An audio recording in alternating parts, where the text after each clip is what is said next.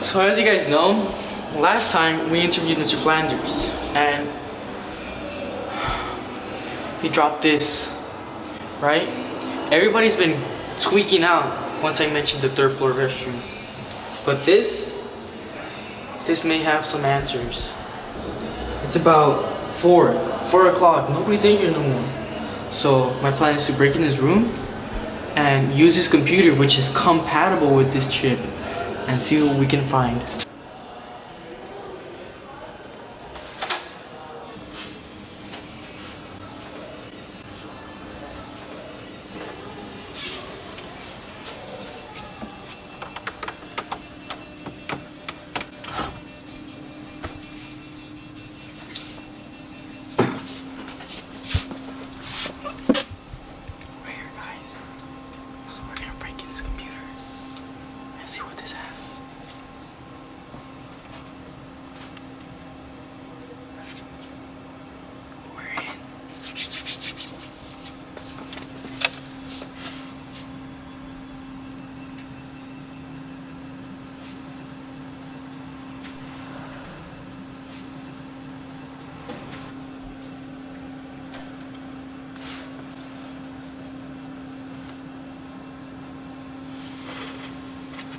Oh my God! I knew it. These people know something. These people know something. Let's get to the bottom of this. Alright, so as you guys can see, Damien's right there. And we're gonna ask him because I know he's been working after school, doing janitor work, getting his money up, so let's go. Damien! Yo, what you doing here, bro? The school's closed. I know, but it's cause look, recently I've been working as a detective after school as well. You know, I know you've been working after school as a janitor. My recent investigation is about the third floor restroom. Third floor restroom? Yeah, the third in this floor school? In this school. Hey, come here. We don't speak about the third floor, bro. Oh, okay. Alright. Don't speak about it. Alright, then you continue here and do your work. And I'll see you later, okay? Alright then, bro. Peace out, Damien. Have a good. We got the keys to the restroom. So let's finally break this case, guys.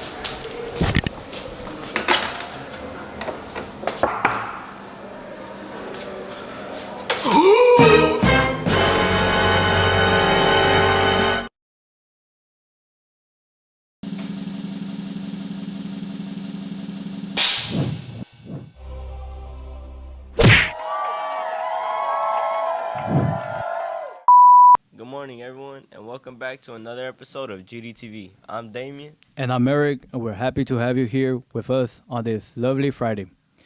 For this week's episode, we have a few announcements, but first, some stories.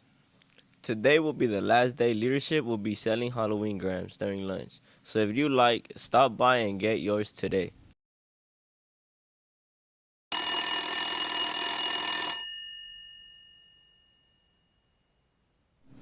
Hello? Hello. Who's this? What's your favorite Halloween candy? My favorite? I don't know. You have to have a favorite. What comes to mind? Probably Kit Kats, the ones with the red wrapper. I like all kinds of candy. Okay, well, bye. I have to finish doing my calculus homework.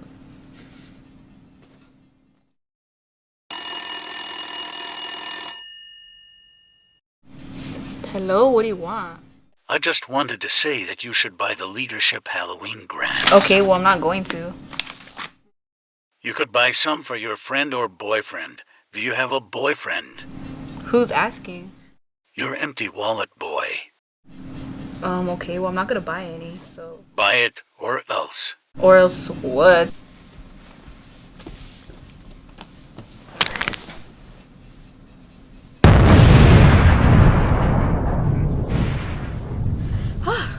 Hi guys, if you're interested in buying our GDSA Halloween grams for your friends or maybe your boo, we will be selling them in front of our GDSA building during lunchtime. If you're interested, we have spectacular prices.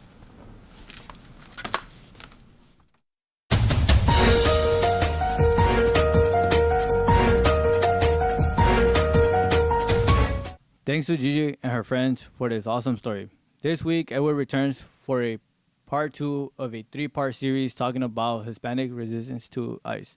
In part 2, he speaks with Desiree G of the Union de Barrio. This is part 2 of a 3-part story. I'm Edward and I'm with GDTV, and we're going to be interviewing Desiree from Unión del Barrio today. And honestly, amazing story, amazing woman. I'm really, I'm amazed I got a chance to meet her. Let's get to it. Thank you for joining me today, Miss Desiree. Desiree. For the people who don't know who you are or aren't aware of who you are, do you mind giving us a little bit of your background and what you do? I'm a member of Unión del Barrio. I have been for about 9 years now.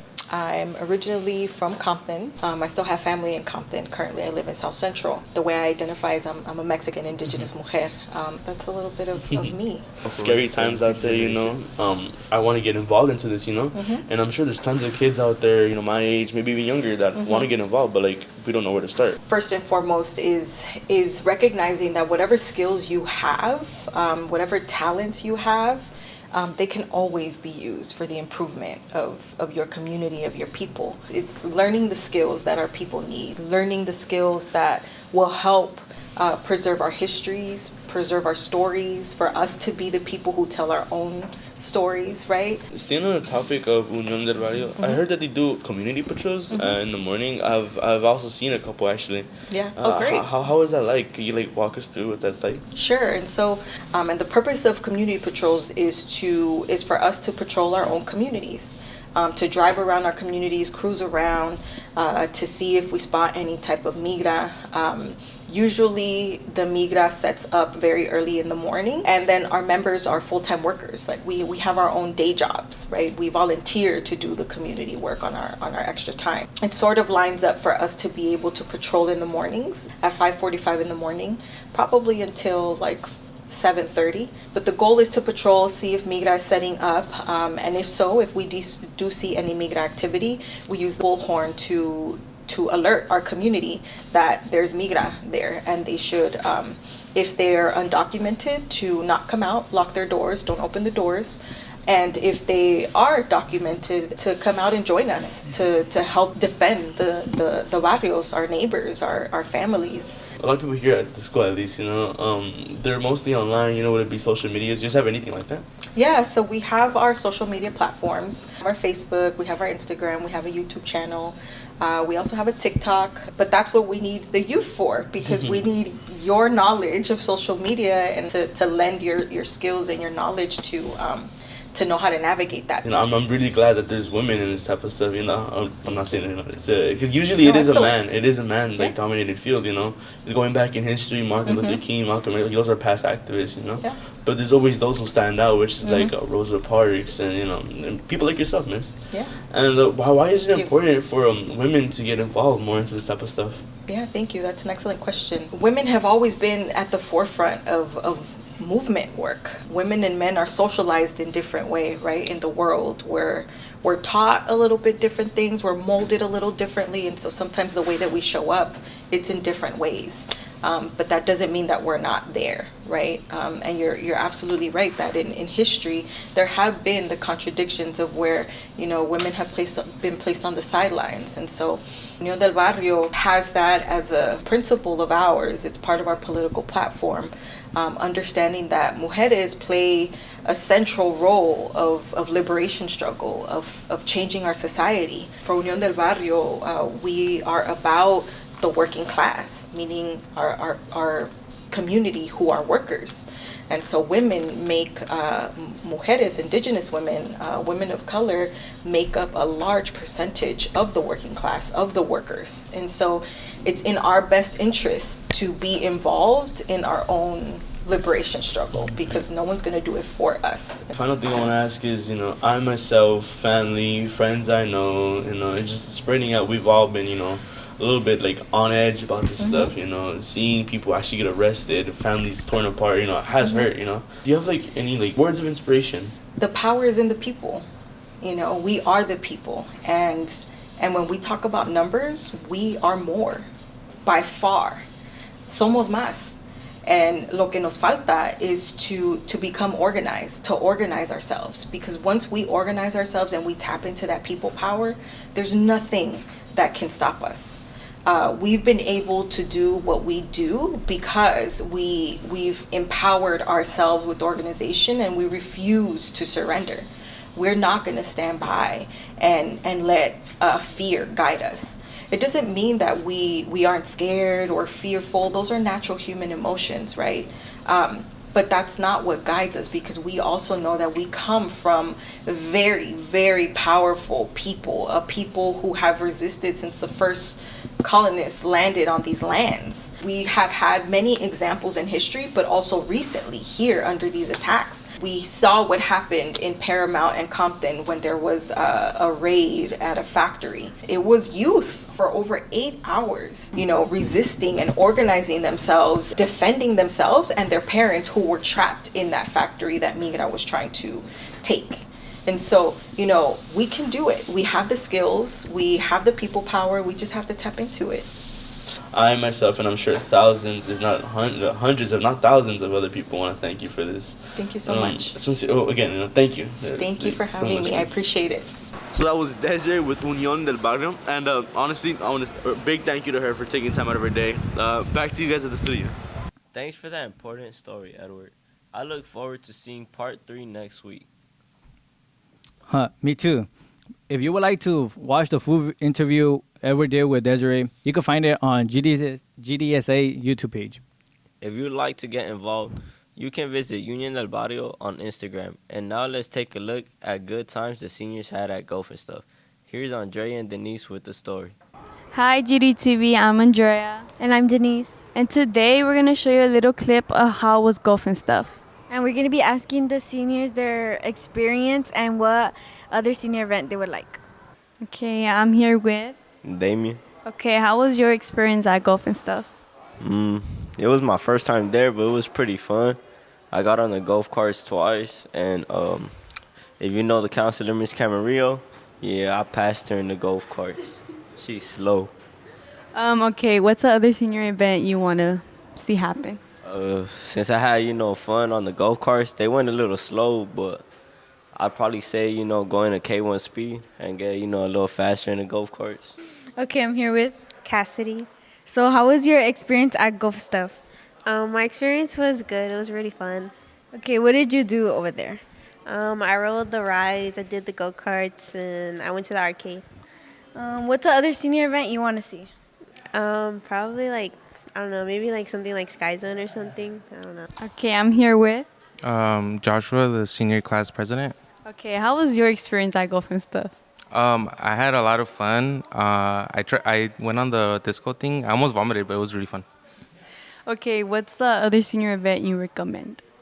I really want to go maybe ice skating in December, so I think that would be really fun. Okay, what are some events that are coming up since you're president? Honestly, it happens usually last minute, but I do want to have a lunch activity for you guys, so make your own senior crowns just before senior sunrise happens. So that. Okay, I'm here with Melanie. So how was your experience at Golf and Stuff? My experience was really good. I had a lot of fun with my friends. Okay, what was the funnest thing you did? The funnest thing was definitely the go-karts and how I kept crashing into my friends. Okay, what's the other senior event you want to see? Another senior event, I guess, would be Six Flags, because I kind of like going on roller coasters a lot. Thank you, seniors. I had so much fun. Back to you guys in the studio. Thanks, Denise, for that story. Now, do you know what's happening on Saturday, the 25th? No, I don't know what's going on. So, homecoming's happening today. You didn't know that or what? Nope, I had no clue. Pues. Anyways, here's Sabrina and Elaine with this week's burning question about homecoming. Hi, my name is Elaine, reporting to you from GDTV, and today I'm going to be going around the school asking students questions about homecoming. Okay, so I'm here with Andrea. Okay, so are you going to homecoming? Yes. Okay, so do you prefer to go with your friends or your significant other? Both. I'm going with my boyfriend and my friends and my best friend. Okay, and the second question is, do you think the guy should ask to go to homecoming or the girl? The guy, because obviously if the girl asks you, this is kind of weird. I don't know. The guy. Yeah, I say the guy. And the guy has to pay, ask. Pay for the nails, the hair, the makeup, everything. Okay. Thank you. You're welcome. So I'm here with. Louis? Okay, Louis. Are you going to homecoming? Yeah, no. Okay. So if you were going to homecoming, would you rather go with a significant other or your friend? Significant other. And why is that? Because I have one. Okay. And the second question is, do you think that the girl should ask to go to homecoming or the guy? I think it doesn't really matter. I mean, whoever does it first, but at the end of the day, it's who gets it first, you know? Thank you. You're not welcome. Okay, so I'm here with. Andres. Tyree. Joseph. Okay, so are you guys going to homecoming? Yeah. Yeah. Nah. Okay, so the question is, would you guys rather go to homecoming with a significant other or your friends? A significant other. It would be way better. Probably my friends so we can hang out. Lokes, yeah, with the friends would be better. Or fun. Okay, and the second question is, do you think the girl should ask to go to homecoming or the guy?